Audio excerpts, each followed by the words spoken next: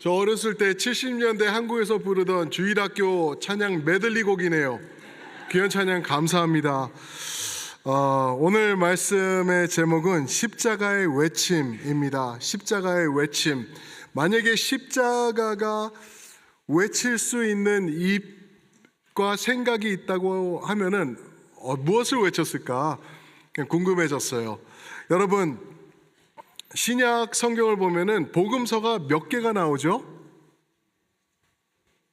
쉬운 질문인데. 사복음서예요. 사복음서 맞습니다. 사복음서가 나오는데요. 마태, 마가, 누가, 요한 맞죠? 마태, 마가, 누가, 요한이 나오는데 처음 세 개 마태, 마가, 누가복음은 우리가 무슨 복음이라고 부르죠? 공관복음입니다. 공관복음이라는 거는 영어로 보면 synoptic이라 그래요. optic은 눈을 optic이라 그러지 않습니까? syn은 soon, 그 prefix는 together, 함께라는 말이에요. 그래서 synoptic 하면은 함께 보는, 공관, 딱 그 말인 것 같아요.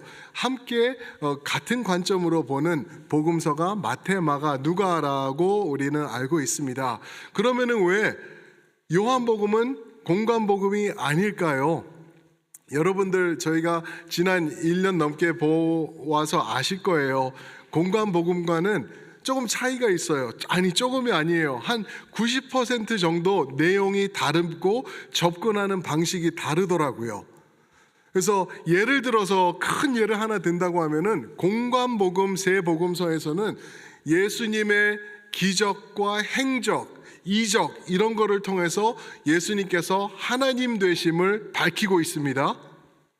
그런데 요한복음에서는 좀 달라요. 물론 요한복음도 기적과 행적, 예수님의 이적을 말하기는 하지만 그것이 목적이 아니라 그것을 통해 드러나는 예수님의 I am 스테이트먼트들이 있어요. 나는 그렇게 지나왔죠. 그죠? 나는 문이다, 양의 문이다. 나는 하늘에서 오는 떡이다. 나는 부활이요 생명이다. 이런 내용이 7번 나옵니다. 그런 직설적인 표현들을 통해서 예수님께서 하나님 되심을 요한복음은 다르게 이렇게 차별된 다른 방향으로 지금 접근을 하고 있다라는 것입니다. 오늘 말씀은요, 요한복음의 클라이맥스로 이제 올라가고 있는 말씀이라고 말씀드릴 수 있습니다. 예수님께서 십자가에 드디어 못 박히시는 장면이죠. 여기서도 또한 보시면은요, 공관복음에 나오지 않는, 거기서 다뤄지지 않는 진리들을 요한은 다루면서 공관복음에서 말하지 않은 것들을 전해주고 있습니다. 그 내용들을 우리가 보기를 원하는데 이 특별한 말씀 보면서 오늘도 우리 사랑하는 성도 여러분들과 제가 예수님의 십자가를 통해서 그 외침이 어떤 것인가 깨닫게 되길 주님의 이름으로 축복합니다. 첫 번째로요, 먼저 예수님의 패를 우리가 볼 수 있습니다. 예수님의 패, 십자가에 있던 패죠. 캡션, 그죠? 예수님은 이미 말할 수 없고 표현할 수 없는 고난을 받으셨어요. 19장 1절과 2절에서 말하죠. 채찍뿐만 아니라 주먹으로 때리고 그 가시면류관을 쓰시고 여기서 죽지 않으신 게 기적일 정도로 아마 그렇게 힘든 그 매질을 당하셨을 겁니다. 그런데 요한은 그 다음에 예수님께서 십자가로 나가실 때 마치 당당하게 당신께서 결정하시면서 범상치 않게 다가가시는 것처럼 그렇게 묘사를 하고 있습니다. 17절 말씀입니다. 예수께서 자기 십자가를 지시고 해골이라는 곳에 나아가시니, 여기 많은 내용들이 지금 들어가 있지 않은 것들이 있어요. 공관복음에 보면은 시몬이라는 사람이 십자가 지고 이렇게 하고 저렇게 하고 이런 것들이 있는데 그런 게 없고 마치 당당하게 예수님께서 십자가로 직접 지시고 나아가셨다라는 것을 묘사를 하고 있습니다. 여기서 해골이라는 곳, 해골, 골고다, 아람어로 골고다라고 하죠. 그리고 또 이 라틴어 이 로마 병정들이 쓰던 말에서는 칼베리아라고 그럽니다. 칼베리아. 그래서 갈보리라는 말이 거기서 나온 거고요. 다 같은 거예요. 해골, 골고다, 갈보리 다 같은 말입니다. 그곳으로 이제 나가십니다. 그러면서 이제 양 옆에 죄수들이 있었다라는 것도 여기서 언급이 되는데 그냥 쑥 훑고 지나가는 듯해요. 그런데 무엇에다 집중을 하냐면은 십자가에 못 박혀 있던 폐에다가 이 요한은 집중을 합니다. 십자가에 있던 폐는 공간복음에서도 언급하기는 해요. 공간복음에서는 뭐라 그러냐면은 유대인의 왕이라고 써 있었다라고만 언급을 합니다. 그런데 요한복음에서는 아주 깊이 있게 들어가죠. 20절 말씀입니다.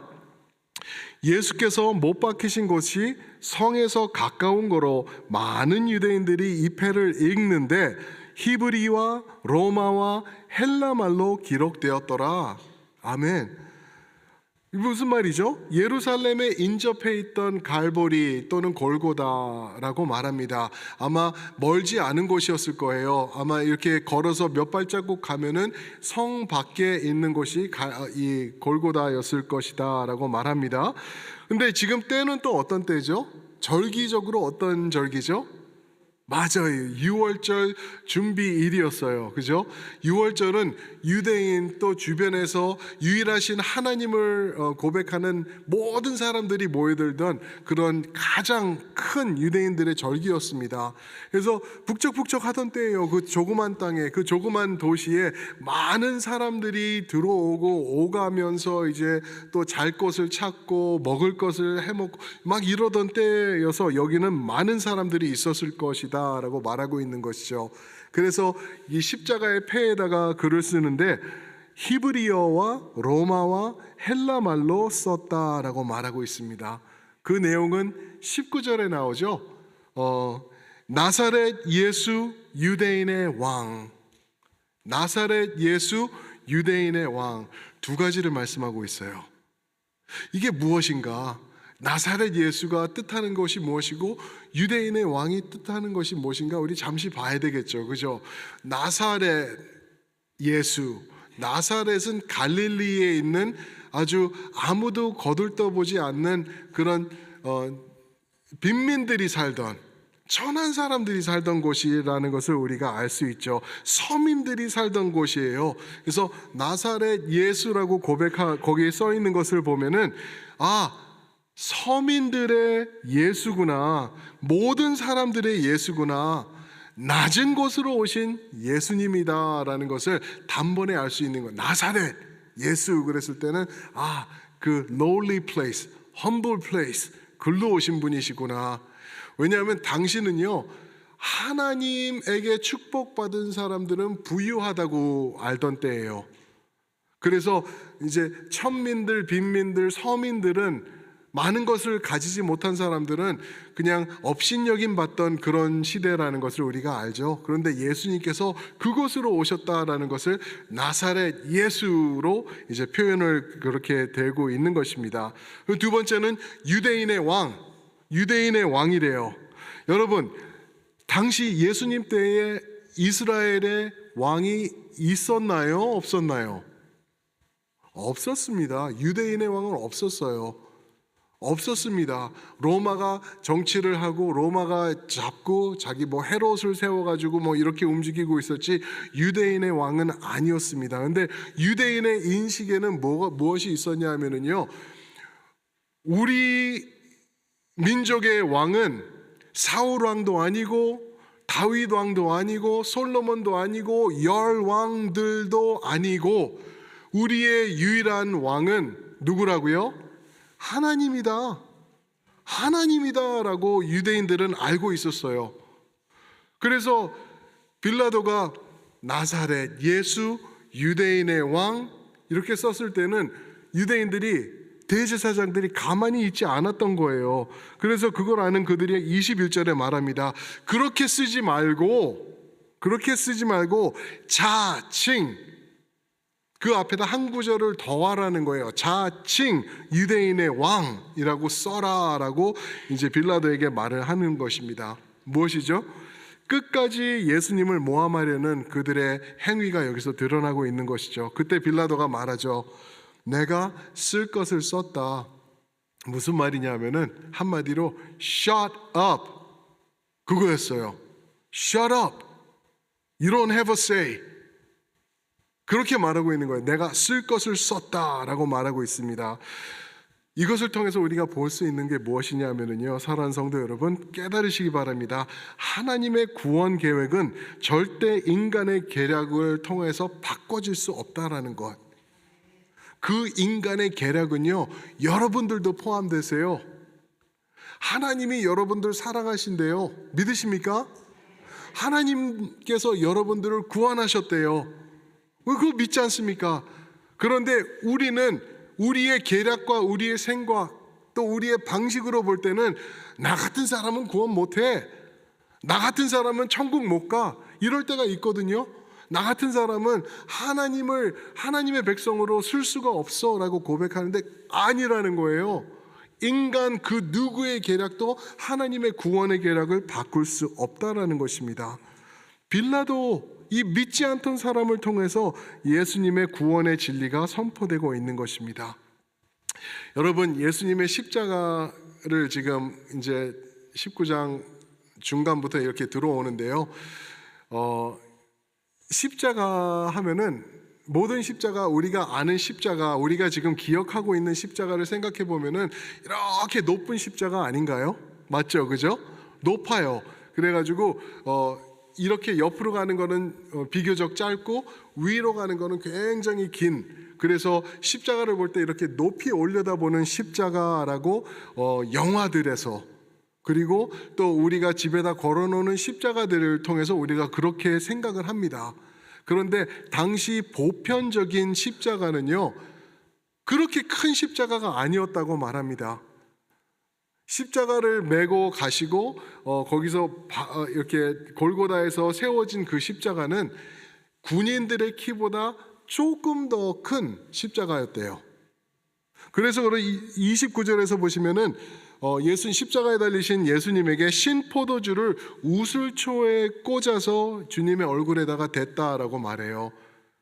그러면은 저 높이 있는 십자가는 불가능한 거죠. 그런데 뭐 영화를 보면은 사다리를 대고 올라가서 이렇게 하기도 하고 그런데 그거는 아니라는 겁니다.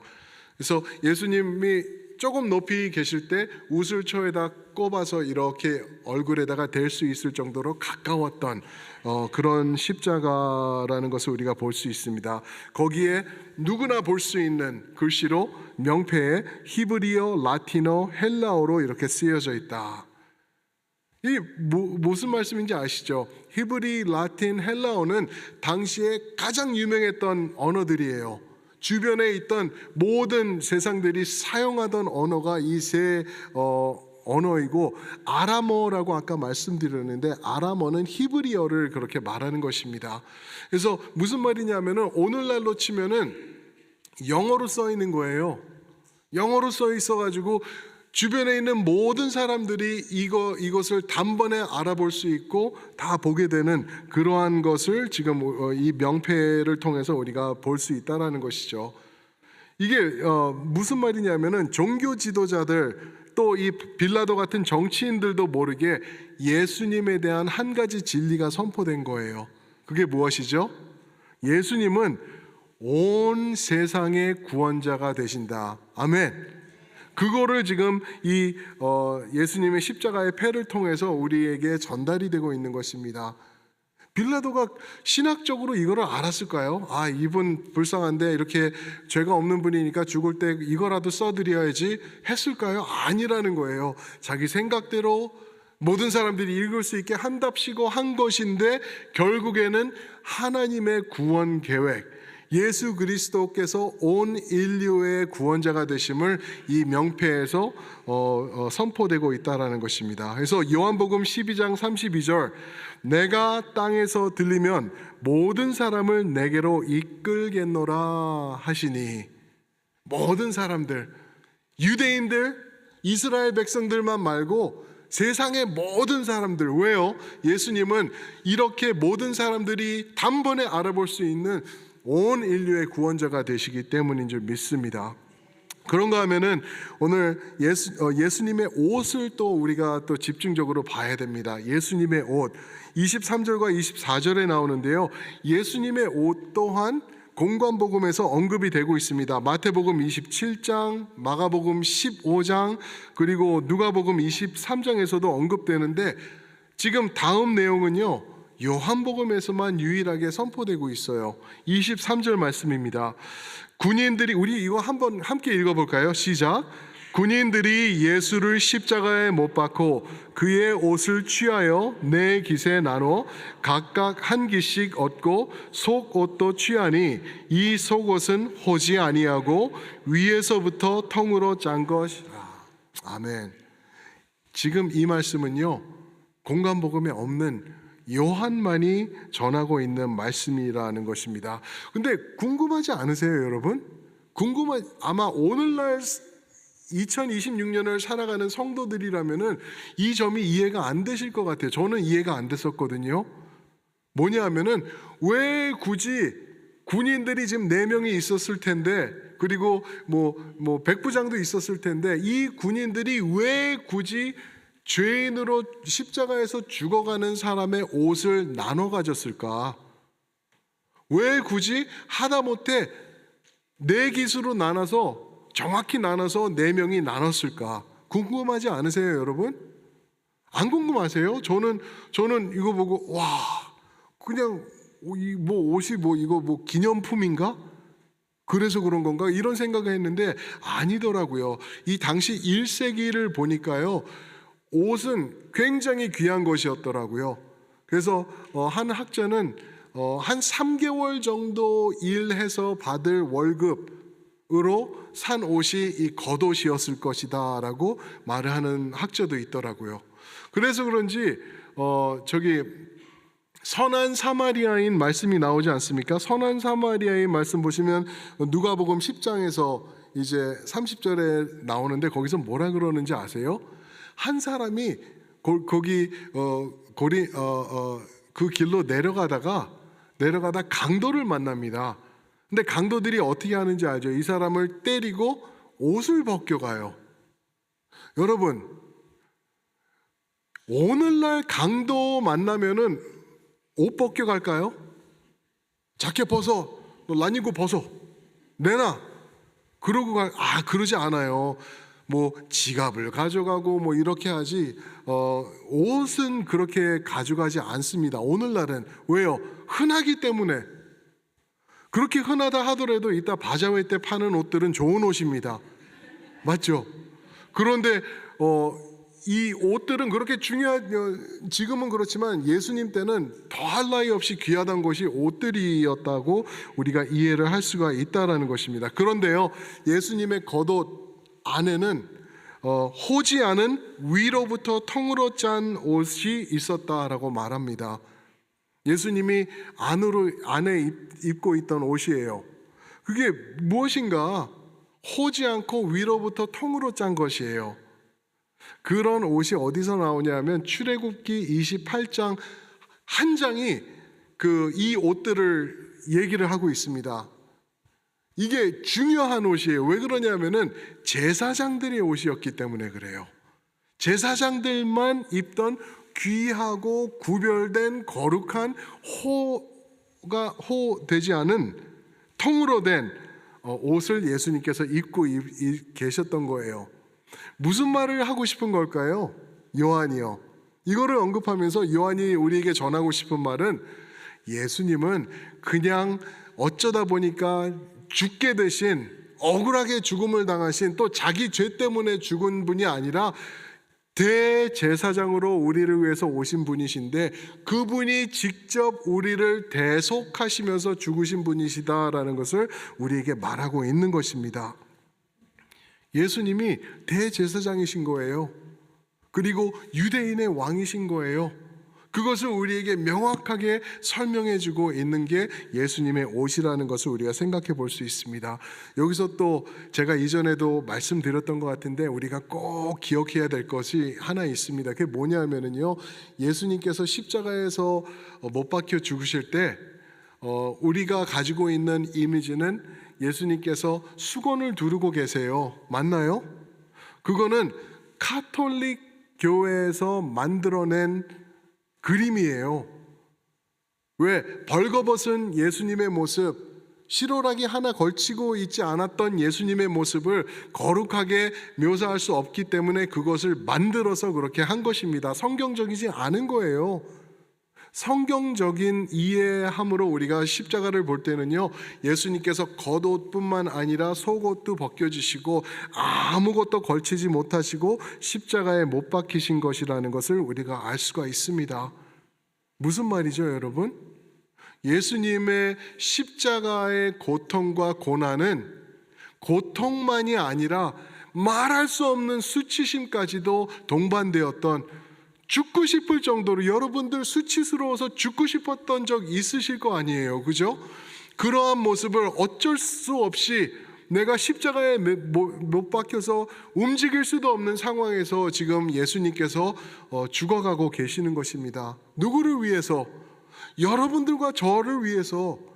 이 수치심 때문에, 여러분들의 수치심 때문에 예수님께서 지금 그거를 다 받고 계시는 거예요.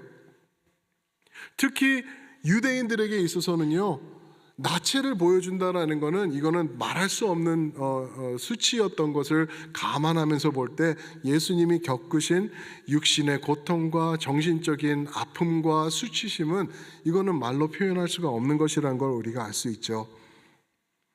그러면서 또 하나 생각나는 게 있습니다. 예수님께서 옷이 벗겨지셨습니다. 지금 십자가에서요. 근데 예수님의 옷이 한 번 더 벗겨지신 적이 있는 것 여러분 기억하시나요? 기억하세요? 요한복음에 나와요. 언제 예수님께서 옷을 벗으셨죠?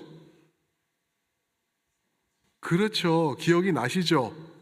요한복음 13장에 보면은 예수님께서 마지막으로 제자들하고 만찬을 다락방에서 하십니다. 그리고 만찬이 끝날 즈음 어떻게 하시죠? 맞습니다. 옷을 벗으세요. 옷을 벗으시고 수건을 두르시고 제자들의 발을 씻겨 주십니다. 여러분, 요한이 표현하고 있는 예수님의 옷을 벗으시는 모습은요, 발을 씻겨줄 때 옷이 여기가 손목이 젖을까봐 벗은 게 아니에요. 예수님께서 제자들의 발을 씻겨주신 것은 제자들 너희도 서로 사랑하며 이 섬김의 자리로 나가서 서로 발 닦아줘라, 그 말이 아니라는 거예요. 십자가와 연결되고 있습니다. 무슨 말이죠? 예수님이 발 닦아주실 때 옷을 벗으신 것은 이것이 나의 섬김이다 라고 보여주시는 거예요. 이것이 나의 십자가다. 너를 내가 얼마나 사랑하는지, 너를 십자가에서 내가 어떻게 품을 것인지 그것을 보여주시는 거라는 것이죠. 이 모든 거를 진행하시면서 24절 이런 말씀을 하십니다. 성경을 응하게 하려 함이로라. 성경을 응하게 함이로라. 예수님은 지금 십자가에 못 박혀 계시죠?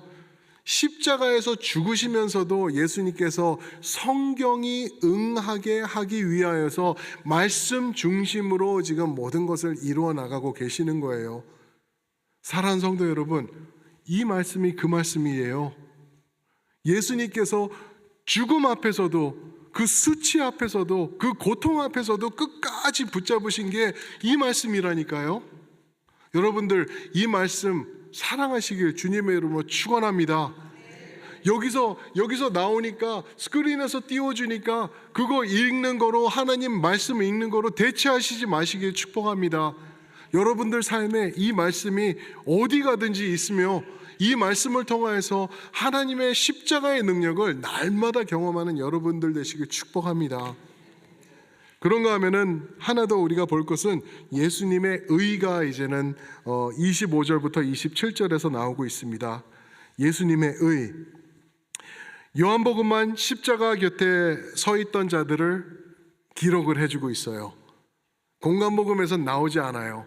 여인들이 있었다 고백하지만 누구라고는 말하지 않습니다. 근데 25절 보실까요? 25절 보시면은 예수의 십자가 곁에는 그 어머니와 이모와 글로바의 아내 마리아와 막달라 마리아가 섰는지라 라고 말합니다. 그리고 또 거기에는 한 명이 더 있었어요. 그 누구죠? 요한이 여기 있었던 거예요. 그건 어떻게 알죠? 예수님께서 여인이요 보소서 아들이니이다. 요한이 있었던 거예요. 요한이 저요? 그랬을 것 같아요. 요한아 어머니다 라고 말합니다. 이것을 보면서 사랑하는 성도 여러분, 야, 예수님의 효심이 참 극진하셨구나 라고만 보시면은 큰 것을 놓치시는 것입니다. 아니, 어떻게 말하면 오늘 말씀 중에서 가장 중요한 내용이 지금 이 내용이에요. 왜 이게 중요한가? 어머님 케어하라고 그러는 거 당연한 거 아닌가? 조금 달라요, 여러분. 그냥 효심을 얘기하는 게 아니라니까요. 왜 그런지 제가 설명을 드릴게요. 보세요. 여러분, 예수님에게 형제들이 있었던 걸 아시죠? 몇 명이 있었는지 혹시 기억하세요? 나중에 한번 보세요. 마태복음 13장 55절과 56절 보면은 이 사람들이 나옵니다. 야고보, 요셉, 시몬, 유다. 4명, boys. 그런데 girl들도 있었어요. 56절에 보면은 그 누이들이 우리 옆에 있는 사람들 아니냐라고 말합니다. 누이들 하면은 적어도 몇 명일까요? 적어도 2명이에요. 그러면은 이름으로 나온 야고보, 요셉, 시몬, 유다 누이들 적어도 6명이에요. 6명. 근데 제가 볼 땐 더 있었을 것 같아요. 그러니까 언급도 안 한 것 같고, 이렇게 많은 형제들이 예수님에게 있어서 친형제들이 있었다는 거죠. 그런데 질문, 그러면 그들에게 예수님을 맡기면 되지, 아니 어머니 마리아를 맡기면 되지 왜 굳이 요한에게 맡길까요? 좋은 질문이죠, 그죠? 답이 있습니다. 답이 뭐냐면은 딱 이겁니다. 잘 들으세요. 예수님께서 지금 십자가에서 새롭게 만들어 가시는 이 공동체는 하나님의 한 가족 됩니다라는 것. 내 식구들, 나와 피를 나눈 내 자식, 내 어머니, 이것이 아니라 이것을 넘어서 하나님의 새로운 공동체, 하나님의 새로운 가족이 만들어졌다. 요한아, 너의 어머니야. 어머니, 여인이여, 당신의 아들이니이다. 이제는 새로운 공동체를 우리가 이루었습니다 라고 고백하고 있는 줄 믿습니다. 여러분, 예수님께서 십자가에서 이루신 게 이 공동체예요. 하나님의 한 가족이 되었다는 것입니다. 사랑하는 성도 여러분, 옆에 분들 한번 이렇게 힐끔 한번 봐보세요. 어떠세요? 왼쪽, 오른쪽. 꽤 괜찮으신 분들이 많죠, 그죠? 좋은 분들이세요. 맞아요. 그런데 솔직히 말씀드려서 우리 마음에 안 드는 분도 있다. 내려야 되겠네요. 아무도 안 계시네요. 있을 수 있어요. 그렇죠? 사람인지라. 나랑 똑같은 사람, 내 마음에 꼭 드는 사람이 어디 있냐는 거죠. 그러나 여러분, 우리는 그것을 내세울 수 없는 이유가 내 마음에 안 든다고 해도 하나님 마음에 들어서 이 자리에 오신 분인 줄 믿습니다. 하나님 보시기에 합당하고 이 사람은 내 사랑이다. 내가 얼마나 사랑하는데 내 아들이 십자가에서 그 보혈의 피를 흘린 게 바로 이 사람, 네가 미워하고 네가 마음에 안 들어하는 그 사람이다 라고 주님께서 말씀하신다면 어떻게 답하실 건가요? 여러분들, 오늘 우리가 성찬식 진행했습니다. 이제는 하나님의 한 가족이 된 것을 나눈 거예요.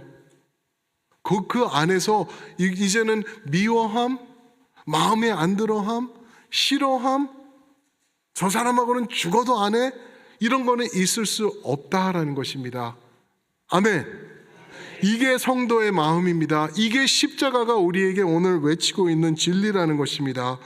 내가 싫어할 수 있는 건 당연할 수 있을 것 같아요. 어떻게 보면 이 세상에서는. 그러나 하나님 보시기에는 그게 용납될 수가 없는 거예요. 왜요?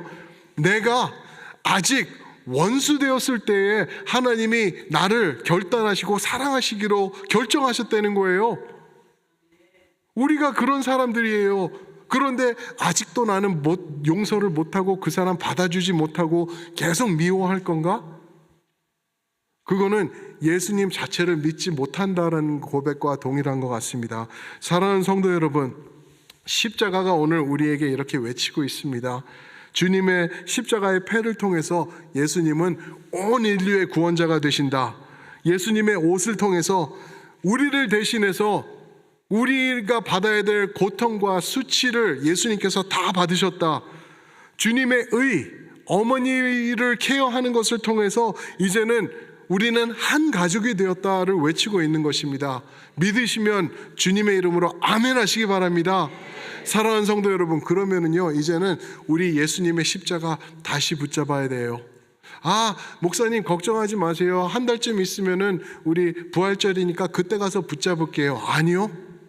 지금 붙잡아야 될 줄 믿습니다. 지금 십자가로 나아가셔서 그 발 앞에서 눈물 흘리시면서 내 그릇됨, 내 잘못됨 회개하시고 주님께서 새로이 인도하시는 것 받으시고 누리시는, 또 베푸시는 우리 첼트넴의 우리 귀한 성도님들 모두가 되시길 축복합니다. 아멘. 우리 한번 그 자리에서 일어나셔서 우리 옆에 분들 한번 보시면서 한번 말씀해 주세요. 우리 십자가 함께 붙잡읍시다 라고 격려해 주세요. 아멘. 아멘. 십자가 찬양 부르시면 좋겠습니다. 십자가 찬양. 주님의 십자가, 그 십자가 아래 소망이 있습니다. 그 십자가 아래 내 생명이 있습니다. 우리가 붙잡을 것 그거밖에 없습니다. 우리 함께 우리 고백하시면서 나아가시겠습니다.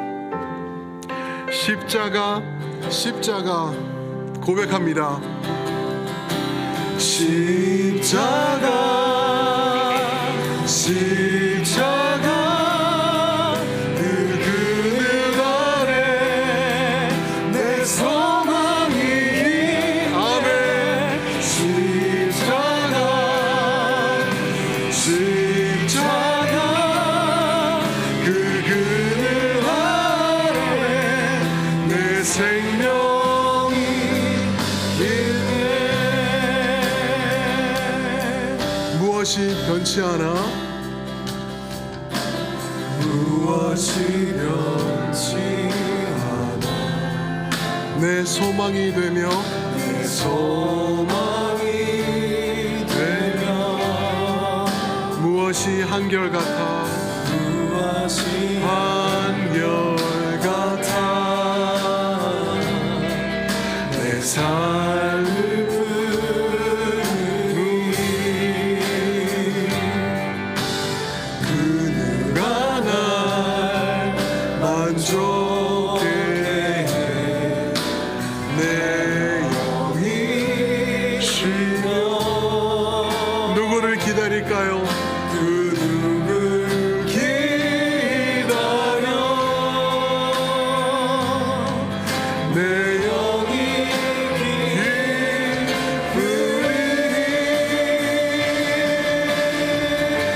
십자가밖에 없습니다.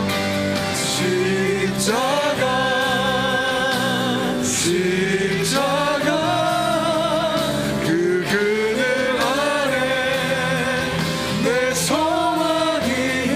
아멘. 십자가, 십자가, 그 그늘 아래 내 생명.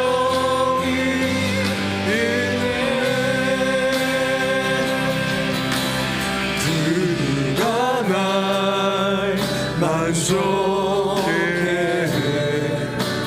내 영이 쉬며 그 누굴 기다려. 내 영이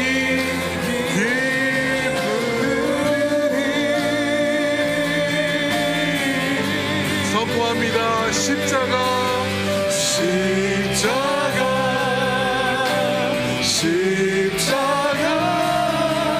그 그늘 아래 내 소망이 믿으시며 십자가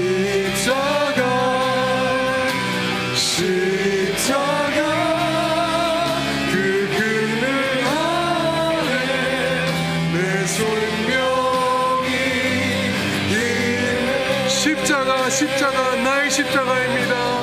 십자가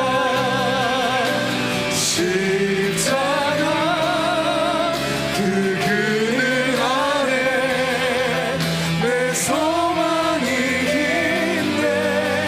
십자가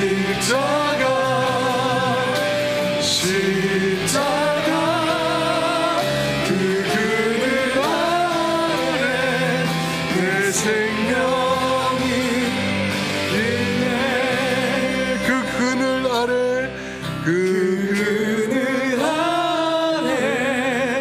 내 생명이 있네.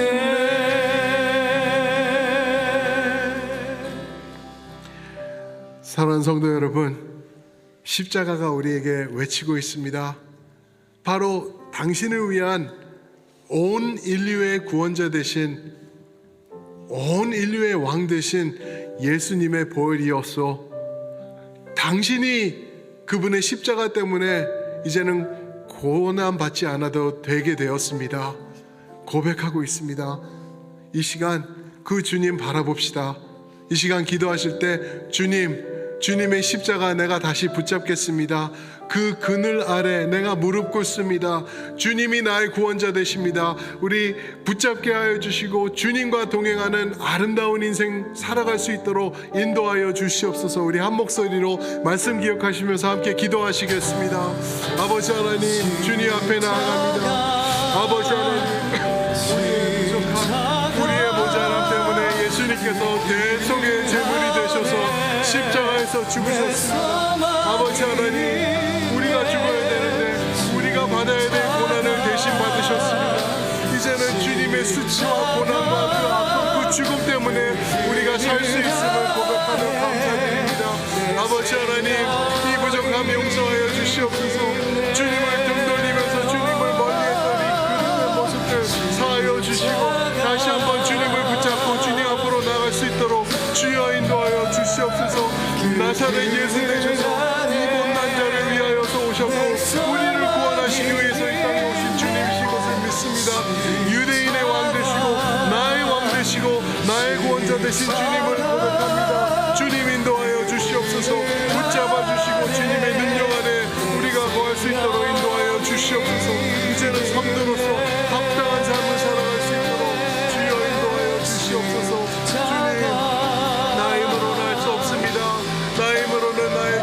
모습밖에 나올 것이 없음을 고백합니다. 주님을 바라보며 아버지 모든 문제를 해결해 주신 주님을 바라볼 수 있도록 인도하여 주시옵소서.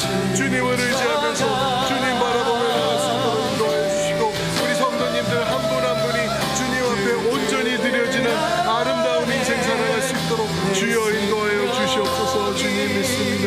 주님을 바라봅니다. 거룩하신 아버지 하나님, 우리가 주님 앞에 담대히 나갈 수 있는 이유가 오늘 말씀의 복음을 통하여서 우리에게 와 닿습니다. 그 십자가의 외침을 통하여서 예수님께서 우리의 왕 되시고 우리의 유일하신 구원자 되심을 깨닫습니다. 나를 대신해서 십자가에서 보혈의 피를 흘리신 것을 다시 한번 바라봅니다. 내가 주님 앞에 온전히 설 수 있도록 사랑의 한 가족, 하나님의 한 가족을 만들어 주신 것을 오늘 깨닫습니다. 이제 주님 안에 합당한 성도의 모습으로 다시 한번 세워질 수 있도록 십자가를 붙잡는 성도들로 살아갈 수 있도록 인도하여 주시옵소서.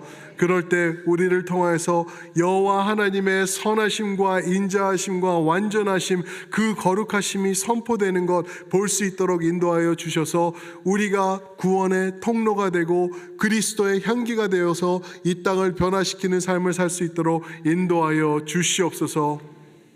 이제는 우리 주 예수 그리스도의 은혜와 아버지 하나님의 크신 사랑하심과 성령 하나님의 깊은 깨달음 주심이 오늘 십자가의 진리 앞에 그 외침 앞에 아멘을 외치며 예수님을 다시 한번 붙잡고 그 십자가 그늘 아래 무릎 꿇고 나아오기로 결단하는 우리 모든 성도님들 위해, 우리 자녀들 위해, 모든 교회들 선교사님들 위해 이제로부터 영원토록 함께 하시기를 축원하옵나이다.